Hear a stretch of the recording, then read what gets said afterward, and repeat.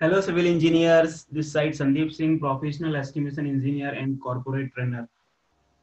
I welcome you in our official digital platform of Reinforced Quantity Surveyor and Training Private Limited. Today, I am here for the discussion of beam and slab from the live project drawings of 240 main barrack, Greater Noida. In this session, I will explain you how to take up the quantity for the estimation of beam and slab, and we also see how to calculate the quantity of concrete and shuttering. Okay, you can see here this is the drawing of 240 main barrack project. जो ये आप drawing देख रहे हैं वो 240 main बैराक project का second floor का plan है. मैं आपको जूम करके दिखाता हूं तो आप सही से देख पाएंगे.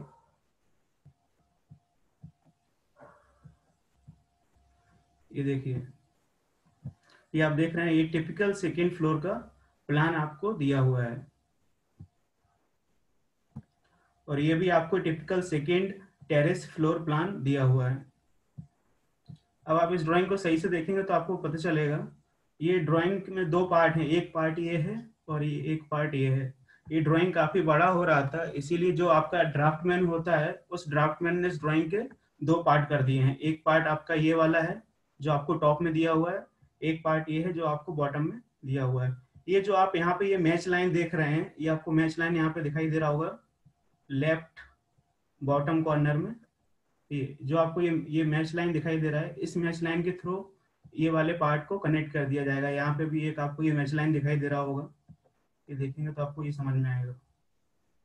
ये आपको मैच लाइन दिया हुआ है, इस मैच लाइन के थ्रू जो ये आपका जो टॉप वाला पार्ट है उस पार्ट को ये बॉटम वाले पार्ट से कनेक्ट कर दिया जाएगा. तो ये आपके कंप्लीट सेकेंड फ्लोर का प्लान हो जाएगा. तो ये आपको सेकेंड फ्लोर का ड्राइंग दिया हुआ है. जो आप ये 240 बैराक का जो प्रोजेक्ट देख रहे हैं, इस प्रोजेक्ट का मैं ऑलरेडी प्लिंथ बीम और कॉलम को एक्सप्लेन कर चुका हूं. यदि आपने वो वीडियो नहीं देखा है तो आप हमारे यूट्यूब चैनल पर जाके देख सकते हैं, रेनफोर्स क्यूएसटी प्राइवेट लिमिटेड. ये जो आप ड्राइंग देख रहे हैं typical second terrace floor plan, इसमें लिखा हुआ है ये typical second terrace floor plan. और जो आप इसमें नीचे देखेंगे तो आपको इसमें लिखा हुआ है टिपिकल सेकेंड फ्लोर प्लान. इन दोनों में क्या डिफरेंस है, टिपिकल सेकेंड फ्लोर प्लान और typical second terrace floor plan? जो आप ये देख रहे हैं टिपिकल टेरेस फ्लोर प्लान, ये क्या है, आपका टेरेस में ही रिटेन कर दिया गया है. और जो आप ये नीचे वाला पार्ट देख रहे हैं, ये वाला, ये आपका थर्ड फ्लोर और फोर्थ फ्लोर के लिए कंटिन्यू किया गया है. जैसे आप देखते हैं कि हम लोग जो नॉर्मली घरों में फर्स्ट फ्लोर बनाते हैं तो फर्स्ट फ्लोर का जो स्लैब एरिया होता है काफी बड़ा होता है, तो हम इसमें क्या करते हैं, हाफ पार्ट में आपका सेकेंड फ्लोर बना लेते हैं, जो हाफ पार्ट होता है उसको ऐसे टेरेस यूज कर लेते हैं. तो वही सेम चीज आपको इस सेकेंड फ्लोर में किया गया है.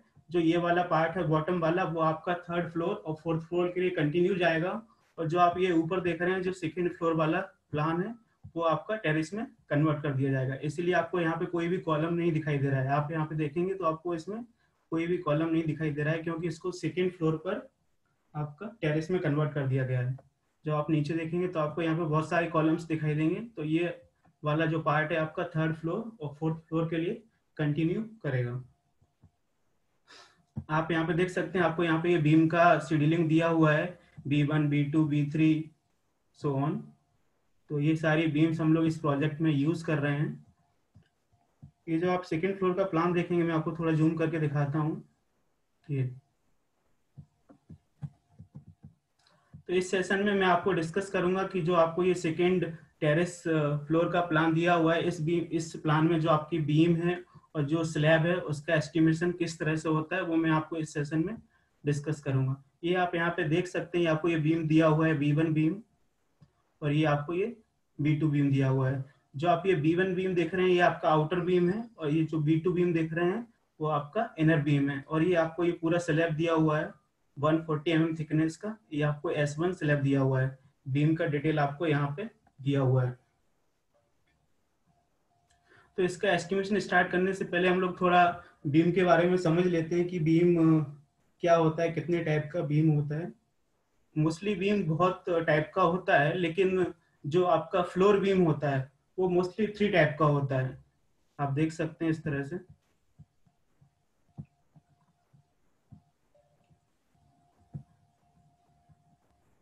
जो आपका फ्लोर बीम होता है उसको मोस्टली 3 टाइप में डिवाइड कर सकते हैं, आपका ड्रॉप बीम, इन्वर्टेड बीम और हिडन बीम।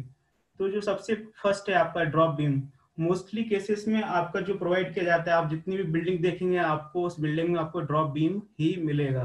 मोस्टली केसेस में आपका ड्रॉप बीम ही प्रोवाइड किया जाता है। ड्रॉप बीम वो बीम होता है जिसके ऊपर हम स्लैब को कास्ट करते हैं। तो ये आपका ड्रॉप बीम है, आप किसी भी बिल्डिंग में देख सकते हैं। सेकेंड आपका इन्वर्टेड बीम। इन्वर्टेड बीम आपका मोस्टली संकन स्लैब में प्रोवाइड किया जाता है। संकन स्लैब क्या होता है? संकन स्लैब बिल्डिंग का वो पार्ट होता है जहां पे आपका बाथरूम दिया जाता है, बाथरूम प्रोवाइड किया जाता है, तो वहां पे हम लोग संकन स्लैब प्रोवाइड करते हैं और उस संकन स्लैब में आपको इन्वर्टेड बीम दिया जाता है। इस इन्वर्टेड बीम में आप देख रहे हैं ये नीचे की साइड में आपका स्लैब कास्ट होता है, जस्ट वाइस वर्सा होता है ड्रॉप बीम का।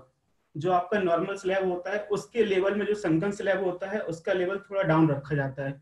संकन स्लैब का लेवल नॉर्मल स्लैब के लेवल से थोड़ा डाउन रखा जाता है। इससे क्या होता है कि जो आपके सैनिटरी के पाइप होते हैं उसका प्रॉपर तरीके से लेइंग हो जाता है। थर्ड बीम आप देख रहे हैं हिडन बीम। जो हिडन बीम होता है वो आपका फ्लैट स्लैब में प्रोवाइड किया जाता है। हिडन बीम आपका फ्लैट स्लैब में प्रोवाइड किया जाता है। यहाँ पे देख सकते हैं हिडन बीम भी प्रोवाइड इनसाइड द स्लैब और इन अ फ्लैट स्लैब। अब ये फ्लैट स्लैब क्या होता है? फ्लैट स्लैब वो स्लैब होता है जो आपका डायरेक्टली कॉलम के ऊपर कास्ट किया जाता है, उसमें आपका कोई भी बीम नहीं होता है, इसीलिए हम लोग यहाँ पे बोल रहे हैं उसको हिडन बीम। बीम होता है लेकिन आप उसको देख नहीं सकते, वो आपका स्लैब के अंदर ही कास्ट होता है।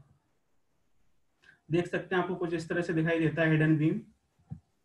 ये देखेंगे आप इस ड्राइंग में तो आपको समझ में आएगा। ये ये आप देख रहे हैं, ये जो बिल्डिंग दिखाई दे रही है, इस बिल्डिंग में हम लोगों ने क्या बनाया हुआ है? ये फ्लैट स्लैब है। ये जो कास्टिंग देख रहे हैं वो फ्लैट स्लैब का कास्टिंग है। इस फ्लैट स्लैब को डायरेक्टली कॉलम के ऊपर कास्ट किया गया है, इसमें कोई भी बीम नहीं है। जो बीम है वो इस स्लैब के अंदर प्रोवाइड किया गया है, इसलिए हम इसको क्या बोल रहे हैं? Hidden beam. जब भी हम इस तरह की स्लैब डिजाइन, इस तरह की स्लैब बहुत ही रेयर केसेस में डिजाइन की जाती है।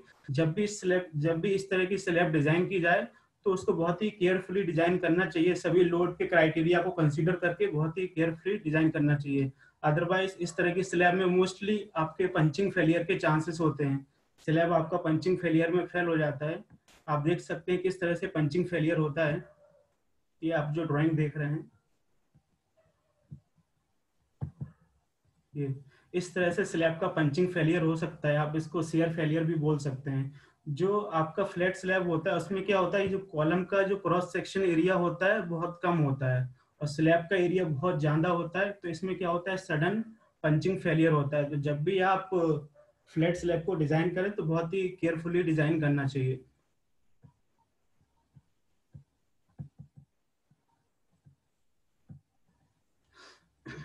तो आई होप आपको समझ में आया होगा कि ड्रॉप बीम क्या होता है, इन्वर्टेड बीम क्या होता है, हिडन बीम क्या होता है। मोस्टली जो आप बिल्डिंग देखेंगे उसमें आपको ड्रॉप बीम ही मिलेगा। और जो आपका बाथरूम वाला पोर्शन होता है उसको हम संकन स्लैब बोलते हैं, तो उसमें आपको इन्वर्टेड बीम मिलेगा। हिडन बीम आपका फ्लैट स्लैब में प्रोवाइड किया जाता है।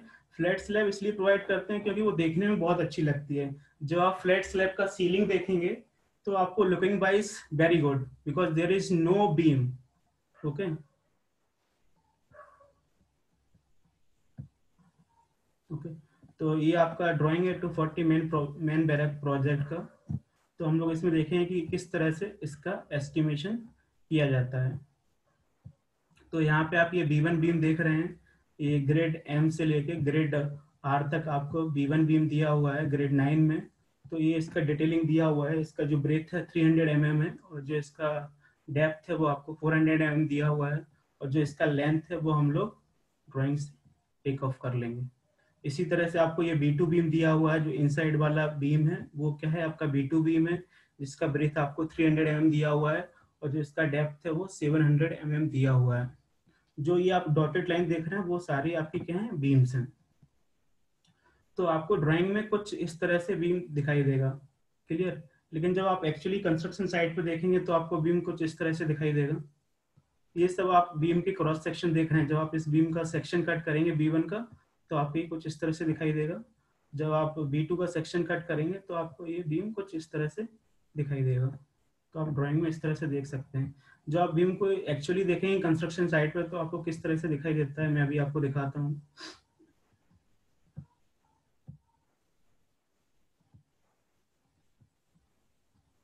ये देख सकते हैं आप इस ड्राइंग में,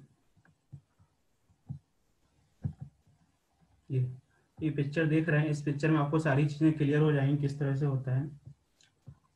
ये आपको स्लैब दिया हुआ है और ये आपको बीम्स दिए हुए हैं। ये आपका आउटर बीम है, जो ये आप देख रहे हैं आउटर साइड में, ये आपका आउटर बीम है और ये आपके इनर बीम्स हैं। ये सारे आपके इनर बीम्स हैं।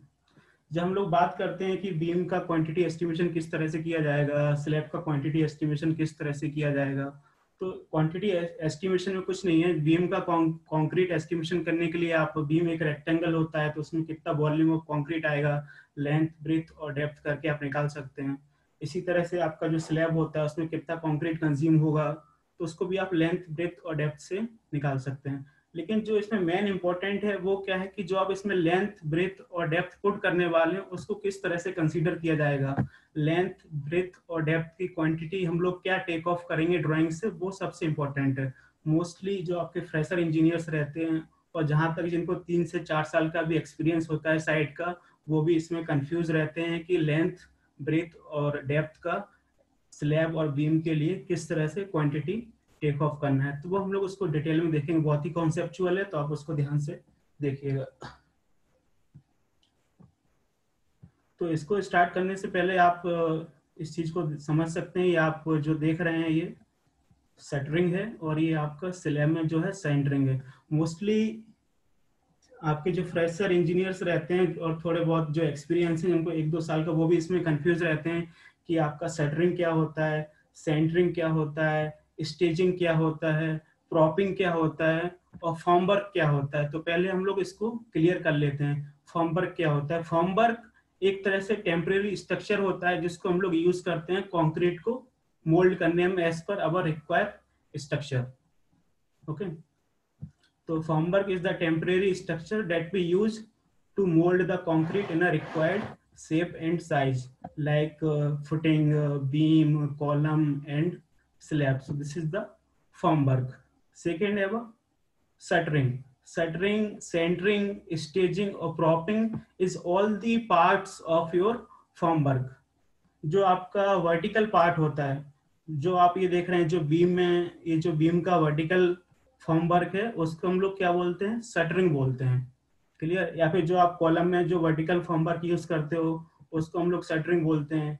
लेकिन जो आपका स्लैब है, स्लैब में हम लोग क्या करते हैं? हॉरिजॉन्टल ये फॉर्म वर्क यूज हो रहा है, हॉरिजॉन्टल, तो इसको हम लोग क्या बोलते हैं? Centering, not a shuttering. ठीक है, तो इसको आप पहले क्लियर कर लीजिए। जो आपका हॉरिजॉन्टल फॉर्म वर्क है जो हम स्लैब में यूज कर रहे हैं उसको हम लोग क्या बोलते हैं? सेंटरिंग। और जो आपका सेंटरिंग और सेंटरिंग को सपोर्ट करने के लिए जो हम लोग यूज करते हैं प्रॉप्स, उसको हम लोग क्या बोलते हैं? स्टेजिंग। नॉर्मली कंस्ट्रक्शन साइट पे आपने सुना होगा इसको हम लोग बल्ली बोलते हैं, बल्ली, लेकिन इसको टेक्निकल टर्म्स में हम लोग क्या बोलते हैं? स्टेजिंग। जो आपका सेंटरिंग होता है और जो सेंटरिंग होता है उसको सपोर्ट करने के लिए जो हम प्रोवाइड करते हैं उसको हम लोग क्या बोलते हैं? स्टेजिंग। Okay, clear? तो I hope you clear about this shuttering, centering, staging and form work. Okay, next. Next हम लोग देखेंगे किस तरह से इसका लेंथ ब्रेथ और डेप्थ को कंसीडर किया जाता है।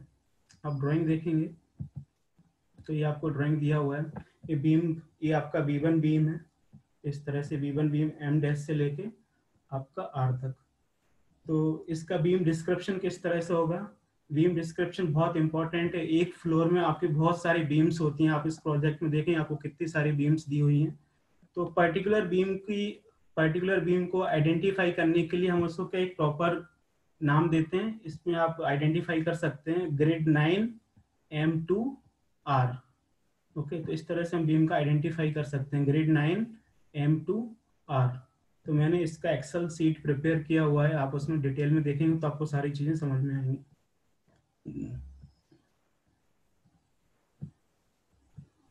ये इसका कंप्लीट एस्टिमेशन सीट है एक्सेल पे, तो इसको हम लोग अभी एक एक करके डिटेल में डिस्कस करेंगे किस तरह से होता है। बीम और स्लैब का क्वांटिटी ऑफ कंक्रीट कोई भी निकाल सकता है, लेकिन जो मेन इंपॉर्टेंट है लेंथ, ब्रेथ और डेप्थ का आपका क्वांटिटी टेक ऑफ करना ड्राइंग से, वो बहुत इंपॉर्टेंट होता है।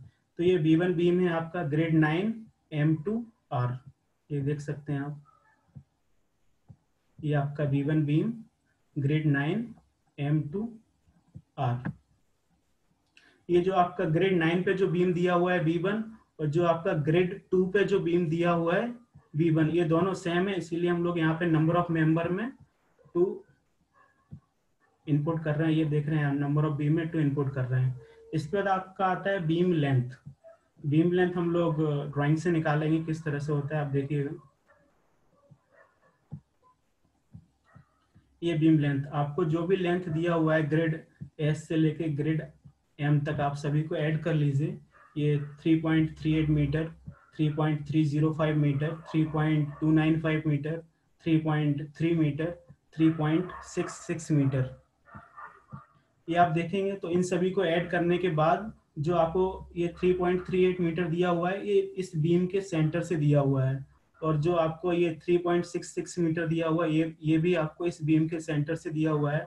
तो हमें जो बीम का लेंथ लेना है वो आउटर टू आउटर लेना है, क्योंकि यहाँ पे आपको कोई कॉलम नहीं दिया हुआ है। यदि आपको कॉलम दिया होता तो जो हम बीम कंसीडर करते हैं inner to inner face of column consider करते हैं, यदि आपका यहाँ पे कॉलम दिया होता है। यहाँ पे कॉलम नहीं दिया हुआ है क्योंकि ये टेरेस फ्लोर प्लान है, इसलिए हम लोग बीम कैलकुलेट करने के लिए outer to outer length consider कर रहे हैं। तो आपको आर ग्रेड से लेके एम ग्रेड तक सभी लेंथ को ऐड करना है, plus half of beam breadth B1 and plus half of beam breadth B1 add करना है, तो आपका इस बीम का लेंथ निकल आएगा। वही मैंने यहाँ पे इनपुट किया हुआ है, आप देख सकते हैं 3.38, 3.305 plus 3.295 plus 3.3 plus 3.66 plus 0.15 plus 0.15। तो ये आपका बीम B1 का आउटर टू आउटर लेंथ निकल आया है। क्लियर। इसके बाद हम लोग देखते हैं बीम का ब्रेथ 0.3 मीटर किस तरह से आया। जो आप इसका क्रॉस सेक्शन देखेंगे B1 बीम का, तो आपको कुछ इस तरह से दिखाई देगा। ये रहा बीम B1 का क्रॉस सेक्शन। इसका जो डेप्थ है वो आपको 400 mm दिया हुआ है, और जो आपका ब्रेथ है वो 300 mm दिया हुआ है। तो हमने ये 300 mm इसको इनपुट कर लिया है, आप देख सकते हैं ये। तो हमने यहाँ पे इसका ब्रेथ 300 mm यहाँ पे इनपुट कर लिया है। नेक्स्ट आपका बीम का डेप्थ, बीम का डेप्थ आप देखेंगे, ये आपको क्रॉस सेक्शन दे रखा है B1 बीम का। मैं आपको जूम करके दिखाता हूँ, सही से दिखाई देगा आपको। ये B1 बीम का आपको डेप्थ दे रखा है 400 mm। जो आप 400 mm डेप्थ देख रहे हैं वो आपके बीम का डेप्थ नहीं है, इसमें स्लैब का डेप्थ भी इंक्लूड है। ये आप देख सकते हैं, ये आपका स्लैब भी है साथ में, ठीक है ना। ये आपका स्लैब भी आपका साथ में दिया हुआ है, तो ये आपके बीम का डेप्थ नहीं है। आपको इस बीम के डेप्थ में से स्लैब का डेप्थ माइनस करना पड़ेगा, तब जाके आपका एक्चुअल बीम का डेप्थ आएगा। स्लैब थिकनेस आपको यहाँ पे दे रखा है 140 mm। तो जब हम 400 mm में से 140 mm माइनस करेंगे तो आपका बीम का डेप्थ आएगा, आप देख सकते हैं इस तरह से।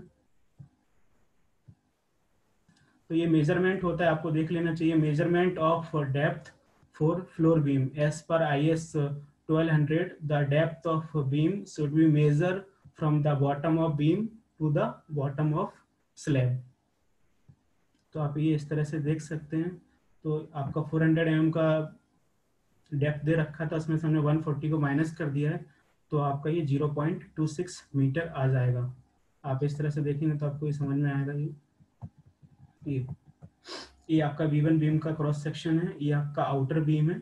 तो ये आपको पूरा डेप्थ दे रखा था 400 mm का, क्लियर। और ये आपका स्लैब थिकनेस है 140 mm का, तो हमने ये 400 mm में से 140 का स्लैब माइनस कर दिया है, तो आपका ये कितने बचेगा 260 mm, क्लियर। तो आपका बीम का डेप्थ कितना हो गया 260 mm। तो ये मैंने यहाँ पे इनपुट किया हुआ है 260 mm। तो आपको हमेशा ध्यान रखना है जब भी आप फ्लोर बीम का कैलकुलेशन करें, the depth of beam should be consider from the bottom of beam to the bottom of slab, clear. इसके बाद आपको कंक्रीट का वॉल्यूम निकालना है। तो कंक्रीट के वॉल्यूम निकालने के लिए आपका सिंपल फार्मूला होता है length breadth into depth, so we multiply here 17.24 metre multiply by 0.3 multiply by 0.26, so we get 1.344 meter cubic of concrete. Clear? So this is the volume of one beam. We are using here two numbers, so we multiply, so we get 2.68 meter cube concrete. Next, how to calculate the shuttering area for the beam. Beam का shuttering area किस तरह से निकालते हैं वो आप देख सकते हैं. ये बहुत ही इंपॉर्टेंट है. मोस्टली सिविल इंजीनियर्स बहुत कंफ्यूजन में रहते हैं कि बीम का शटरिंग किस तरह से निकालें. इसकी कॉन्सेप्ट बिल्कुल अलग ही होते हैं. आप देख सकते हैं ये आपका आउटर बीम है. जो हम B1 बीम यूज कर रहे हैं वो आपका आउटर बीम है. मैं आपको एक बार फिर से दिखा देता हूँ ड्राइंग में किस तरह से दिखाई देगा आपका आउटर बीम. ये आपका B1 बीम है ये वाला. तो ये आपका आउटर बीम है. इसका क्रॉस सेक्शन आपको कुछ इस तरह से दिखाई देगा. ये देख सकते हैं आप.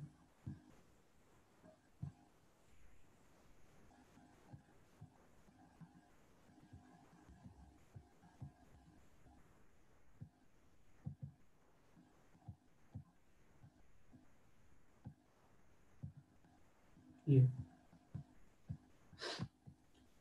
तो हम लोग इसका शटरिंग निकाल रहे थे. शटरिंग किस तरह से निकालते हैं? शटरिंग का जो फॉर्मूला होता है पैरामीटर इनटू रनिंग लेंथ.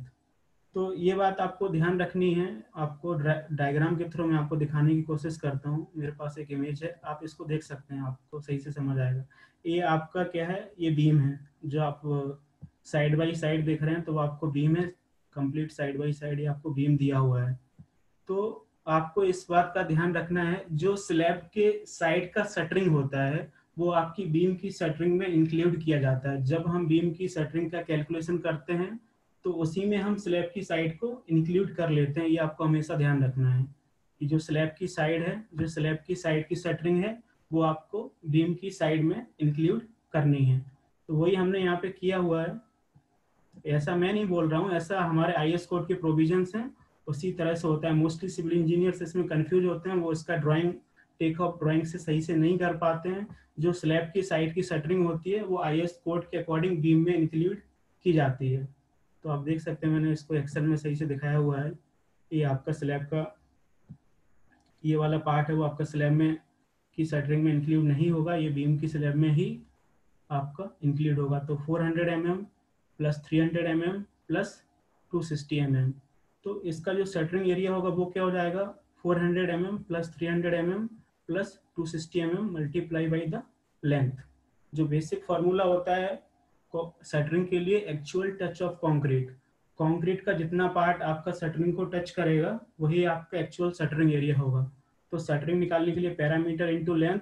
तो we add 400 mm plus 300 mm plus 260 mm, then multiply by the length, so we get the shuttering area. This is the formula for the outer beam. Clear? तो जो ये slab का जो side है वो भी हम लोग किसमें यूज कर रहे हैं? बीम की शटरिंग में इंक्लूड कर रहे हैं. ये आपको ध्यान रखना है, बहुत ही इंपॉर्टेंट कॉन्सेप्ट है ये. क्लियर? तो शटरिंग एरिया निकालने के लिए हमने वही किया हुआ है, यहाँ पे ऐड किया हुआ है 0.4 मीटर प्लस आपका ब्रेथ 300 mm प्लस आपका 260 mm और multiply by the length 17.24 metre. So we get the shuttering area 60.5 meter square. This is the shuttering for the one beam. We multiply by the 2, so we get the total shuttering area 33.10 meter square. In this project, we are using M25 grade of concrete. That ratio is 1:1:2. You can see in a drawing that is given at the right top corner. You can see here. This is the specifications regarding this drawing. Concrete mix for RCC column shall be M30 और for beam slab shall be M25. तो इस drawing में हम लोग beam और slab के लिए M25 grade of concrete use कर रहे हैं. तो इस तरह से ड्राई वॉल्यूम फैक्टर आपका 1.54 होता है. तो हमारा जो टोटल क्वांटिटी ऑफ कंक्रीट आया हुआ है वो 2.689 मीटर क्यूब है. तो इससे हम लोग सीमेंट सैंड एग्रीगेट निकाल सकते हैं. सीमेंट सैंड एग्रीगेट निकालने का स्टैंडर्ड फार्मूला होता है, ये मैंने अपने प्रीवियस वीडियोस में भी एक्सप्लेन किया हुआ है डिटेल में किस तरह से कंक्रीट से सीमेंट सैंड एग्रीगेट निकालते हैं. तो आप देख सकते हैं ये वॉल्यूम, यहाँ पे हम लोग वॉल्यूम पुट करेंगे 2.689 metre cube, then multiply by the 1.54 that is dry volume factor then multiply by the cement ratio, that is 1, then multiply by the 29, or divided by the cement ratio, sand ratio plus aggregate ratio, that is 2 to 4. Okay, so we get the cement quantity in a bag. Okay, we multiply here 29, so that we get the cement in a bag. Otherwise, if you don't multiply by the 29, you get the cement in a meter cube. Okay, then we find out the sand. Sand have a same formula, volume into 1.54. We put the volume here 2.68 meter cube. Then we put 1.54, multiply the sand ratio, that is 1. Then multiply by the 35.31. Then we divide by the summation of ratio, that is 4. So we get the sand, that is 36.56 cubic feet.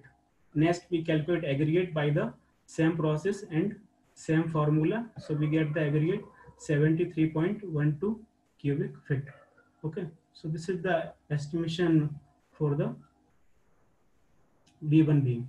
Next, we have a B1 beam grade M 2 to 9. You can see here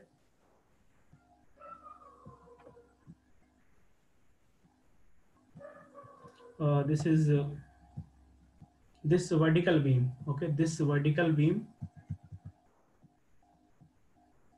Okay, this vertical beam, this B1. Okay, this B1 grade M 9 to 2. Okay, this is the description of this beam, particular identity of this beam grade M 9 to 2. Okay, आप देख सकते हैं जो ये वाला beam B1, ये वाला beam same है, और ये जो ये वाला बीम भी आपका सेम है B1. तो इसमें हम नंबर ऑफ मेंबर्स में 2 इनपुट कर सकते हैं. इसका बीम दूसरा है B2, तो आप हम लोग इसको सेपरेटली कैलकुलेट करेंगे. तो ये आपका B1 beam grade M 9 to 2. तो ये आप देख सकते हैं इस तरह से, ये आपका B1 बीम है, इसमें 2 नंबर्स उन्होंने दिए हुए हैं. इसका जो लेंथ है 13.925 मीटर, वो किस तरह से आया वो मैं अभी आपको दिखाता हूँ. आप ड्राइंग में देखेंगे इस तरह से, ये इसका जो लेंथ है, तो ग्रेड 9 to 2, इसमें तो जो भी आपका लेंथ है grade 9 from to grade 2, we add all the length 3.94 metre, 2.815 metre, plus we add 3.615 meter, then we add 1.845, then we add 0.47 meter, then we add 0.895, then we add 945. Okay, we add all the length that is given from grade 2 or grade 9. Okay, जब हम लोग B1 beam calculate कर रहे थे, ये वाला beam, तो इस वाले बीम को हमने आउटर टू आउटर कंसीडर किया था. जब हम ये वाला वर्टिकल बीम कैलकुलेट करेंगे तो इस बीम को हम लोग क्या करेंगे, इनर टू इनर आपका कंसीडर करेंगे. जो ये वाला वर्टिकल बीम है, इस बीम को हम लोग इनर टू इनर कंसीडर कर रहे हैं. अदरवाइज आपका जो क्वांटिटी है वो यहाँ पे क्या डबल हो जाएगा. ओके, तो ये आपको ध्यान रखना है. जो ये वाला बीम है B1, इसको हम लोग इनर टू इनर कंसीडर कर रहे हैं. तो we add the length from grade 9 to grade 2, then we minus breadth of this one beam, then we minus breadth of this one beam from both side. A breadth of B1 beam is given here 300 mm. Okay, so we add all the length grade 2 to 9, then we minus 300 from this one side and 300 mm from this one side. You can see here that we input in a Excel sheet. This one we add all the length from grade 9 to 2, then we minus 0.3 mm, so we get the 13.925 length. Okay, we have a breadth 0.3 meter, or we have a depth 0.26 meter. Depth in a drawing that is given 400 mm and the slab thickness is 140 mm. We minus 400 mm by 140 mm, we get the 260 mm, because we consider the depth of beam, bottom of beam to the bottom of slab. Okay, we multiply length, breadth or depth, so we get the volume. Okay, then we multiply by the 2, we get the total volume. Okay, then we calculate the shuttering. For the shuttering, we have a same formula. You can see here, this is the outer beam. Okay, so the cross section of B1 is like this. Okay, so we add this 400, we add this 300, or we add this 0.26, then multiply by the beam length. Okay, so we get the shuttering. You can see here, this is the shuttering for this one. We add 0.4 mm depth of outer side, then we mm breadth 0.3, then we add inner side depth, that is 0.26. Okay, we get the shuttering of this one. Clear? That is 13.368 meter square meter. Okay, we are using two numbers, so we multiply by the 2, so that is total shuttering 26.736. Okay, so in this beam we are using total quantity of concrete 2.17 meter. By using the same formula we calculate cement, sand and aggregate. Okay, next we have a B2 beam that grade N229, that we are using 4 number, that all the beams are inner beam. You can see in a drawing that B2 beam, this is B2, this B2, this B2 and this B2, that 4 beams are inner beam. Okay, inner beams, you can see the cross section of this beam. This is the cross section of this beam B2. That depth is given here 700 mm from bottom of beam to the top of slab. But we consider the depth of beam as per our IS code, bottom of beam to the bottom of slab. But here is given 700 mm. So we minus the thickness of slab, that is 140 mm. Okay, so we minus 700 mm minus 140 mm. Okay, so we get 560 mm. Okay, so you can see in a drawing. Okay, you can see in Excel sheet. This is that have a inner beam V2. This is the cross section of inner beam V2. You can see this is the depth that is given in a drawing 700 mm. But we consider only bottom of beam to the bottom of slab. A slab thickness is given here 140 mm. So we minus 700 mm by 140 mm. So we get 560 mm. Clear? So length we have a given here. This is the length of beam 13.925 meter. Okay, these both are your vertical beams, so we consider same length. Okay, you can see here in a drawing the length of B1 beam and the length of B2 beam both are same because both are vertical 9 to 2 grade. So we directly input from the B1 beam. Okay, so 13.925 is the length of B2 beam. Our breadth is given here 0.3 mm. You can see here. This is the cross section. 0.3 meter breadth is given here. Then we consider the depth. Our depth is 0.56 meter. Okay, this is given 56 meter. Okay, so we have a length, breadth, we have a depth, we multiply, so we get the volume. Okay, multiply 13.925 by 0.3 by 0.56, so we get the volume of concrete.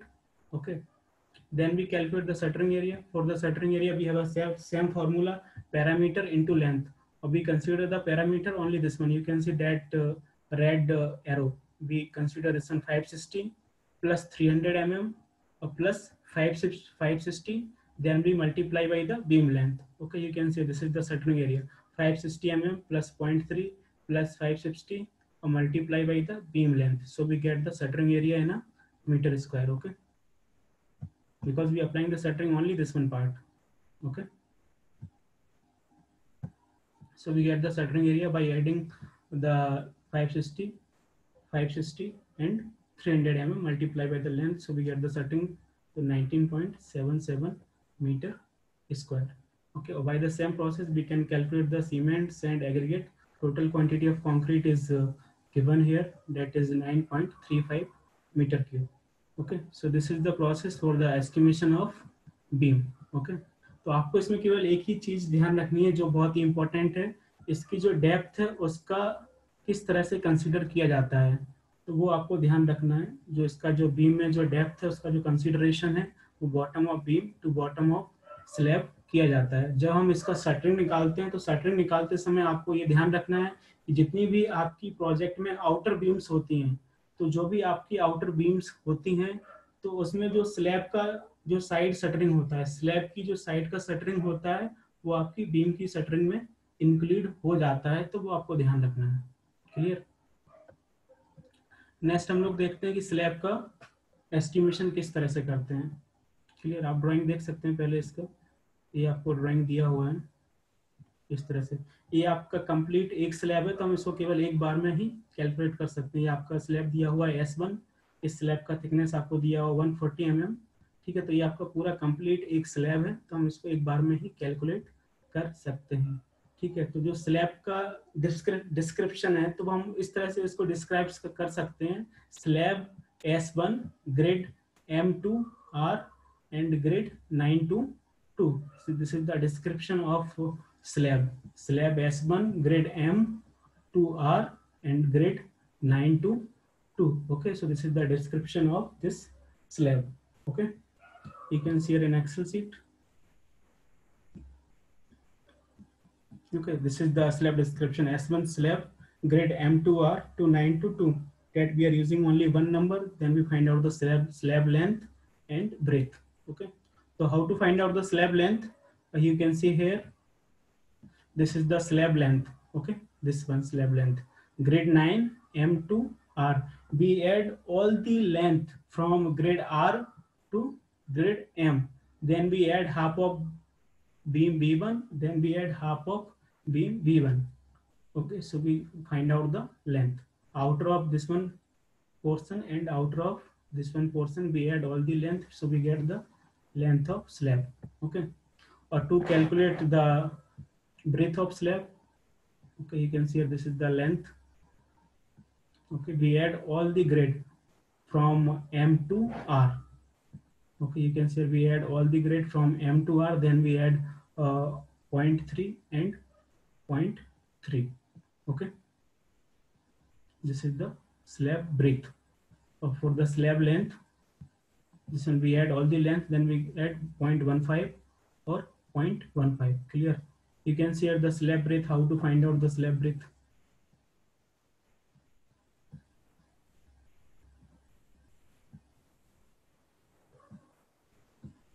This is the slab breadth from 9 grade to the 2 grade. We add all the length 3.94 meter, 2.815 meter, 3.615 meter, 1.845 meter, 470, 895, 945. We add all the length from 2 to 9. So we get the breadth of this slab. Okay.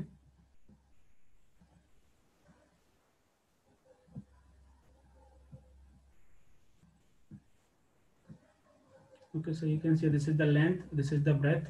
Our slab thickness is given here 140 mm. So we multiply length, breadth into depth. We get the quantity of concrete that we are using in a slab. That is 36.5057 meter cube. Okay. Then we find out the shuttering area. That is very important. How to calculate the shuttering area for the slab. Okay. Mostly civil engineers are confused in this concept about the slab. So you can see I prepared the diagram for you. This one. So first you try to understand how to calculate the slab length. Okay, you can see in a diagram, that's very clear. Okay, this is the slab centering. Okay, for the calculation of slab centering, we have formula, basic formula, length into breadth. Okay, आप ये देख सकते हैं, ये आपका इस तरह से ये पोर्शन है आप जिसमें हम लोगों ने ये प्लाई बोर्ड का यूज किया हुआ है, तो यही इसका क्या है, centering. We multiply by the length और into breadth we get the quantity of centering for the slab. Same we calculate for this one. You can see here we multiply this length, this breadth. So basic formula for the shuttering of your slab, that is length into breadth. But we consider the length inner to inner portion of beam. Okay, आप यहाँ पे देख सकते हैं, यहाँ पे हम लोग बीच में काफी इनर बीम यूज कर रहे हैं. अब जो इनर बीम्स हैं, तो इनर बीम में आपका जो बीम का शटरिंग होगा तो वो आपका अलग होगा. बीम में हम लोग बीम का शटरिंग यूज करेंगे जो हम ऑलरेडी कैलकुलेट कर चुके हैं. यहाँ पे केवल आपको स्लैब का शटरिंग कैलकुलेट करना है. तो जो भी आपका inner to inner portion length है, inner to inner portion length और inner to inner portion of breadth we multiply, so we get the your shuttering of your slab. You can see in a next diagram very clear. This one, you can see this one. So how to calculate the centering or you can say shuttering of this portion, that is very clear. We multiply this length, we multiply this breadth, we get the shuttering. Same this portion, how to calculate, we consider the length and breadth inner to inner portion of beam. Okay, because beam have a beam shuttering. Okay, beam have a beam shuttering that we already calculated. Here we calculate only slab shuttering. For the calculation of slab shuttering, we consider the length and breadth inner portion of beam. Okay, so we consider this is the breadth from here to here, inner to inner. Then we consider the length from inner to inner, this one. Then we multiply, so we get the centering area of this slab. Clear? यही same चीज हम लोगों ने Excel में की हुई है. आप देख सकते हैं ये मैंने आपके लिए इस तरह से एक डायग्राम बनाया हुआ है. इस तरह से कैलकुलेट करते हैं. ये कोई स्लैब है जिसका आपको ब्रेथ दिया हुआ है बी, और ये स्लैब का आपको लेंथ दिया हुआ है एल. तो इसका शटरिंग क्या हो जाएगा? आपका लेंथ इंटू ब्रेथ. ये आप देख सकते हैं. स्लैब का आपको कंक्रीट निकालना है तो वो बहुत ही सिंपल होता है, आप निकाल सकते हैं. लेंथ इंटू ब्रेथ बी और into multiply with the depth. We consider the length outer to outer portion. How to calculate the shuttering? So we have a simple formula, L dash into B dash. We multiply this L or this B, so we get the shuttering. How to calculate this L dash? For the calculation of L dash, you can see this L is given here. The L is given here from this outer to this outer. We minus this B1 beam, then we minus this B1 beam, then we minus this B3 beam. Okay. So we have a total length L. We minus B1 beam, we minus B2 beam, then we minus B3 beam. So we get the L dash. Okay. Why we minus the beam here B1, B2, B3? Because we consider the centering of slab inner to inner portion of beam. We applying the centering only this portion. You can see this red arrow. In this part we only applying the centering. We applying the centering only in this part. Clear? So we minus all the beam B1, B2, B3 from the length. Clear? Next, how to calculate the B dash? That's your B, breadth, B dash. Okay, so we consider this B and we minus all the beams. Okay. ये मैंने आपके लिए एक dummy slab बनाया हुआ था आपके concept को समझने के लिए. तो आप ये देख सकते हैं आपका ये ब्रेथ बी है, लेकिन इस ब्रेथ में आपको यहाँ पे कोई बीम नहीं दिया हुआ है, तो आप डायरेक्टली पूरा क्वांटिटी ले सकते हैं बी के इक्वल. ठीक है. इसका जो बी डैश हो जाएगा वही आपका बी होगा. ठीक है ना? क्यों होगा? क्योंकि यहाँ पे आपको कोई भी बीम नहीं दिया हुआ. यदि आपको यहाँ पे कोई भी बीम दिया होता तो आप उसमें से माइनस करके बी डैश को निकाल सकते थे. क्लियर? तो ये आपको समझने के लिए मैंने एक आपको एग्जांपल दिया हुआ है. तो जब भी हम शटरिंग निकालते समय, जब भी हम स्लैब का शटरिंग निकालें, तो जो आपको लेंथ कंसीडर करना है उसमें से आपको सभी बीम को माइनस कर देना है, क्योंकि बीम का शटरिंग हम ऑलरेडी कैलकुलेट कर चुके हैं. जब भी हम स्लैब का शटरिंग निकालें और ब्रेथ निकालना हो तो उसमें से भी हमें सारी बीम की ब्रेथ को माइनस करना है, जिससे हम उसका एक्चुअल ब्रेथ निकाल सकें. क्लियर? तो वही मैंने आपको एक्सेल में इनपुट किया हुआ है. आप देख सकते हैं यहाँ पे ये लेंथ ब्रेथ. तो जब इसका शटरिंग निकालेंगे तो लेंथ इंटू ब्रेथ, तो ये आपको लेंथ दिया हुआ था D35. ये देख सकते हैं स्लैब का लेंथ हमने यहाँ पे कंसीडर किया 7.24 मीटर. अब इस 17.24 मीटर में से हमने सारी स्लैब को सारी जो बीम्स हैं उसको माइनस किया हुआ है. ठीक है ना? जो स्लैब का लेंथ है 17.24, इसमें से हमने क्या किया, जितनी बीम्स आ रही हैं उनको माइनस कर दिया. बीम यहाँ पे कितनी आ रही है? 6 बीम आ रही है 300 mm की. आप ड्राइंग में देख सकते हैं इस तरह से. ये आपको ड्राइंग दिया हुआ है. ये लेंथ है बीम का. तो ये जो लेंथ है आपका इस कॉर्नर से लेके इस कॉर्नर तक जो इसका लेंथ है 17.24 मीटर है. तो इस 17.24 मीटर में से मैंने ये सारी बीम्स माइनस कर दी हैं. 1, 2, 3, 4, 5 और 6 बीम माइनस कर दी हैं, जो कि 300 mm की 6 बीम है. उसमें से मैंने इसको ये माइनस कर दिया है. तो आपको ये inner to inner portion of length मिल जाएगा. इस तरह से आप देख सकते हैं 6 बीम माइनस किए 300 mm की. ये देखेंगे आपको लेंथ दिया हुआ है 17.24, इसमें से क्या 6 बीम को माइनस कर दिया है. तो ये आपका लेंथ आ जाएगा इनटू ब्रेथ. ब्रेथ आपको ये दे रखा है 15.125. तो 15.125 में से हमें क्या करना है, बीम माइनस करना है. जो भी उस ब्रेथ में जो बीम आ रही है उसको माइनस करना है. आप देख सकते हैं ड्राइंग में इस तरह से. ये आपका ब्रेथ है 15.9. ये आपका ब्रेथ दिया हुआ है. इस ब्रेथ में आपको केवल 2 ही बीम आ रही है. एक आपका ये वाला बीम आ रहा है B1 हॉरिजॉन्टल बीम, और ये आपका बॉटम में B1 हॉरिजॉन्टल बीम. तो total length from grade 2 to 9, then we minus 2 beam B1 and this B1. Clear? You can see this one. Okay, we minus 2 beams 300 of 300. Okay, 300 mm का हमने 2 beam minus किया है beam के slab के breath में से. So we get the length into breadth for the shuttering, or for the shuttering of the length slab we have a simple formula, length into breadth. Okay, so we get the 224.26 meter square. Clear. Simple formula होता है slab की सेटरिंग के लिए, length into breadth. तो जो भी हम length consider करें उसको आपको इनर टू इनर बीम ही कंसीडर करना है, जो भी ब्रेथ कंसीडर करें वो भी आपको इनर टू इनर बीम ही कंसीडर करना है. क्लियर. अगर आप इंडिविजुअली कैलकुलेट करने जाएंगे कि इस पर्टिकुलर का लेंथ क्या होगा, इस पर्टिकुलर का लेंथ क्या होगा, तो आपको कैलकुलेट करने में बहुत टाइम लगेगा. ठीक है ना. ये तो छोटा सा ड्राइंग है तो इसमें आप कर सकते हैं, कोई दिक्कत नहीं. लेकिन आप जब बड़ा प्रोजेक्ट देखेंगे इस तरह से, ये आप इंडिविजुअली नहीं निकाल सकते. ये आपका S1 स्लैब है, आप इसका इंडिविजुअली आप शटरिंग एरिया निकालेंगे, इस S1 का इंडिविजुअली शटरिंग एरिया निकालेंगे, इस स्लैब का इंडिविजुअली शटरिंग एरिया निकालेंगे, तो आपको बहुत टाइम लगेगा. तो इसके लिए आप क्या कर सकते हैं, इसका ये पूरा लेंथ कंसीडर करें आउटर टू आउटर, इसमें से जो भी बीम आ रहे हैं उस बीम का ब्रेथ आप माइनस कर दें, तो ये आपका लेंथ हो जाएगा. इसी तरह से आप ब्रेथ निकाल सकते हैं, outer to outer breadth cancel, outer to outer breadth consider करें, और इसमें जो भी आपका बीम आ रहा है उस बीम का जो ब्रेथ है उसको माइनस कर दें, तो आपको लेंथ और ब्रेथ मिल जाएगा. उसका आप मल्टीप्लाई कर देंगे तो आपको स्लैब का सेंटरिंग एरिया मिल जाएगा. क्लियर. तो यहाँ पे हमने इस स्लैब का सेंटरिंग निकाल लिया है जो कि आपका 224 मीटर स्क्वायर आया है. आपका जो कंक्रीट का क्वांटिटी है वो 36.50 मीटर क्यूब है. तो by the same formula we calculate cement, sand and aggregate quantity. You can see here the formula of cement sand. This is the standard formula. You learn directly, that's better. Okay, clear. So you can see here we in this session we explain how to calculate the quantity of concrete and beam, and we also discuss the concept of shuttering for the inner beam, for the outer beam, and the concept of centering for the slab. Clear. If I hope you are getting it. If you have any doubt regarding this session, so you can ask me in a comment section.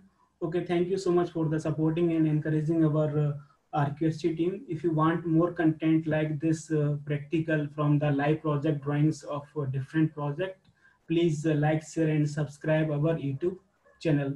Okay, thank you so much. Keep always learning.